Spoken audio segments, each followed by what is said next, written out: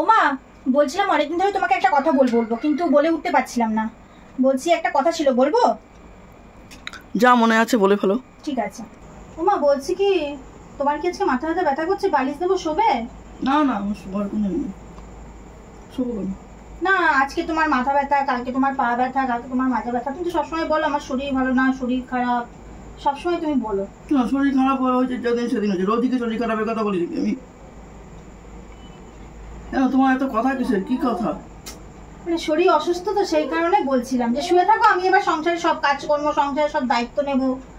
তুমি আর কতদিন নেবা? তোমার তো বয়স হয়েছে, সেই কারণে আর কি। আর হচ্ছে যে এই চাবির গোছাটা এখন আমার হাতে দিয়ে দাও মা।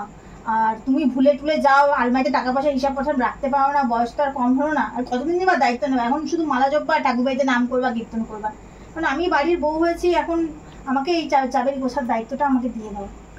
চাবিতে হাতও দেবো না, চাবিতে নজরও দেবো না, বুঝলা? চাবি নিয়ে তোমার এত কথা কিসের? চাবি আছে আছে, আমার গোছায় আছে, যাই। তোমার তো চাবি ধরার কি দরকার? বয়স হয়েছে, এদিকে বলো আমার মাথা ব্যথা, আমার চোখে দেখি না, এই করি না, কোনদিন চাবিটা খুলে পড়ে যাবে আঁচল থেকে। খুলবে কেন চাবি? চাবি তিন মাথায় এক হলেও চাবি কেউ দেয় না কাউকে, বুঝেছো? চাবি কেন দিতে যাবো তোমাকে? তুমি তো হিসাব মিসাব ভুলে যাও, মানতে একটু হিসাব করো, এই করো, বলো সারাক্ষণ। তাই আমি বলি না, তুমি বলো।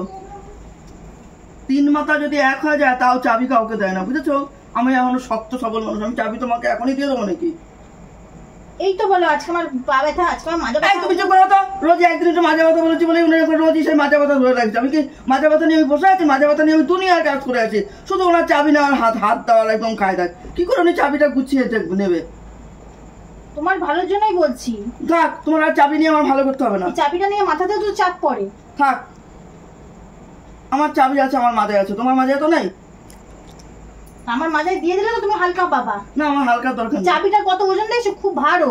ঠিক আছে, বইতেও তো লাগে, বলো তুমি। এই ঠাকুর ঘরের উপরে যাও, সিঁড়ি দিয়ে চাবিটা ভারও আছে, ঠাকুর বাড়ি যাও, সবকিছু দেখতে। আমি তো বাড়ির বউ, আমার তো দায়িত্ব কর্তব্য আছে, বলো। তাও তুমি ছাড়বা না চাবি গোছা? যে গরম লাগে বলছো, তাও ছাড়বা না? চাবি আমি কাউকে দিই না, তিন মাথা এক হয়ে গেলেও চাবি কাউকে দিই না। না, চাবিটা গলায় ঝুলিয়ে বয়ে থাকো না, গলায় ঝুলিয়ে বয়ে থাকো চাবি নিয়ে। গলায় ঝুলাবো কেন? চাবি আমার আঁচলেই থাকবে। রোজই বলবো চাবি চাবি চাবি, কেন? চাবি গাছ আছে, তুমি চাবি ঝুলাবো কোথায়? তুমি তো সব নাইটি করে থাকো, নাইটি করে থাকলে কেউ চাবি ঝুলানো যায়? আমি ঠিক গুছিয়ে রাখবো ওখানে। তুমি যদি বলো তাহলে আমি শাড়ি পরেই চাবি ঝুলিয়ে রাখবো, হবে না? তা রাখবো। যেদিন আমি চিতায় উঠবো সেদিন আমার চাবিটা খুললা নিয়ে তোমার মাজায় ঝুলিও। তাও তো শক্ত করে থাকবা, ছাড়বা না। তোমার যা দেখছি, নাও তুমি তোমার চাবি নিয়ে বয়ে থাকো।